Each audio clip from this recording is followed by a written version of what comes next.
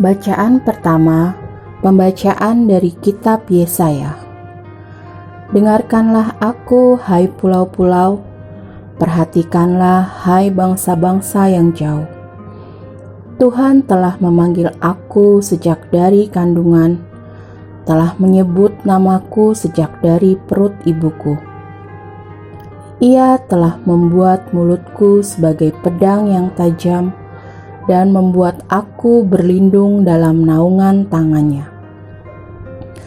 Ia telah membuat aku menjadi anak panah yang runcing dan menyembunyikan aku dalam tabung panahnya.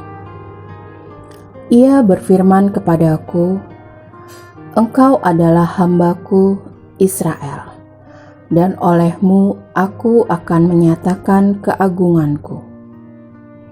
Tetapi aku berkata, "Aku telah bersusah-susah dengan percuma dan telah menghabiskan kekuatanku dengan sia-sia.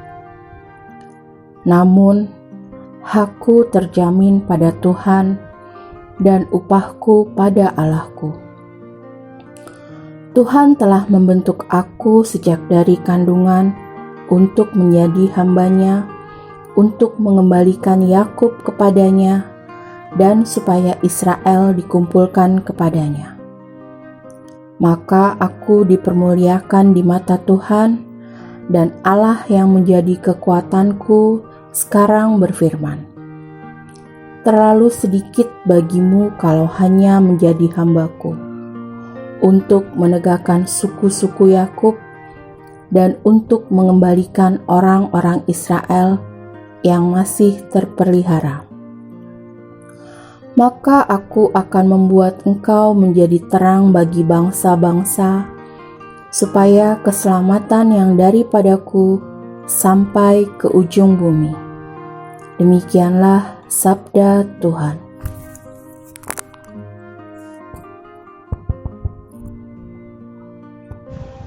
Inilah Injil Yesus Kristus menurut Lukas. Pada waktu itu, genaplah bulannya bagi Elisabet untuk bersalin, dan ia pun melahirkan seorang anak laki-laki. Ketika para tetangga serta sanak saudaranya mendengar bahwa Tuhan telah menunjukkan rahmat-Nya yang begitu besar kepada Elisabet, bersukacitalah mereka bersama-sama dengan dia. Maka datanglah mereka pada hari yang ke-8 untuk menyunatkan anak itu. Dan mereka hendak menamai dia Zakaria, menurut nama bapaknya.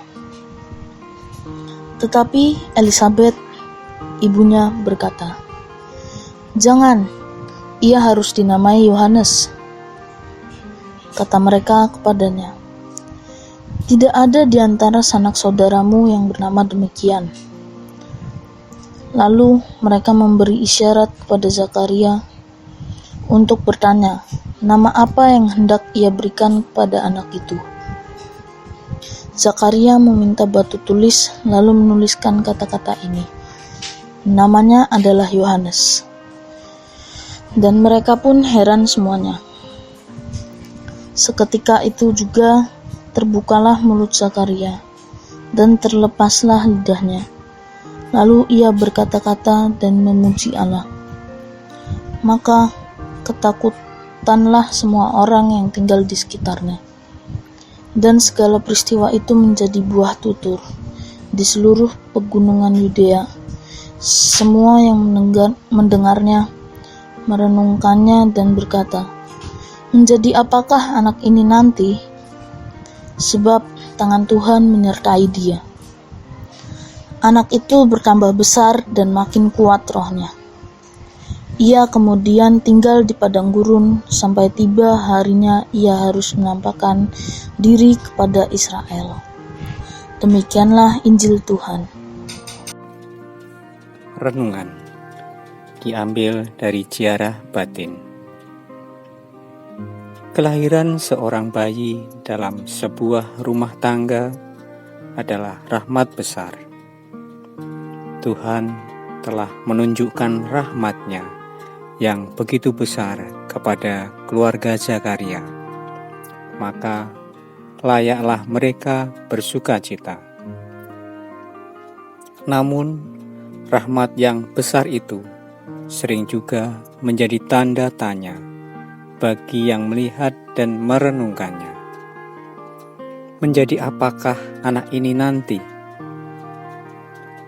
Ketakjuban dan kekhawatiran sering muncul bersamaan dalam diri seorang ketika mereka berhadapan dengan realitas atau peristiwa yang dijumpainya dalam hidup.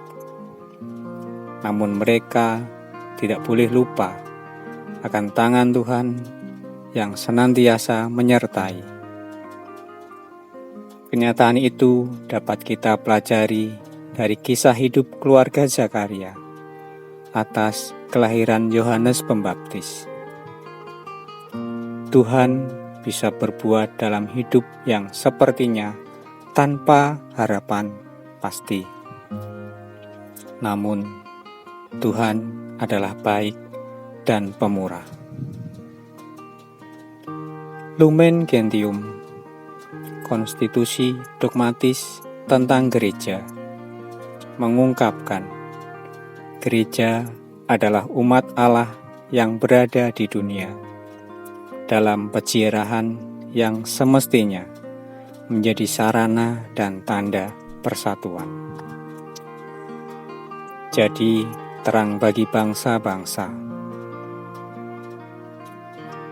Kehadiran seorang beriman adalah menjadi tanda rahmat Allah.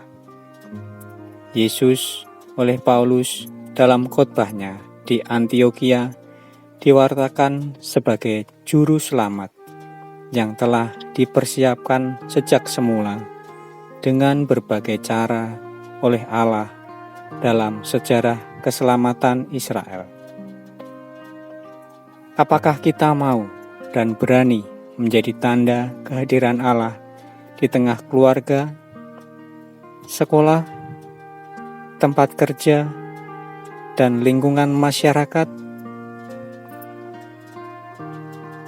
Marilah berdoa. Tuhan, bantulah kami untuk menjadi sebagai tanda kasih dan kemurahan hati-Mu yang tidak pernah sirna bagi sesama kami. Amin.